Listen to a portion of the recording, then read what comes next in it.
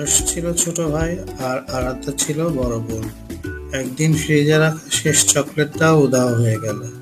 তখন মা এসে জিজ্ঞেস করলো, চকলেটটা কে খেয়েছে? আরশ চুপচাপ দাঁড়িয়ে রইল, কিন্তু তার মুখে পুরোই চকলেট লেগেছিল। আরাধ্যা তখন হেসে বলল, মা, চোরকে ধরতে আর ডিটেকটিভ হওয়ার দরকার নেই।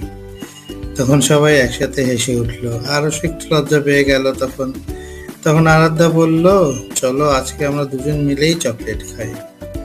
আরো হাসতে হাসতে বলল, ওকে, তুমিই আমার সেরা বোন।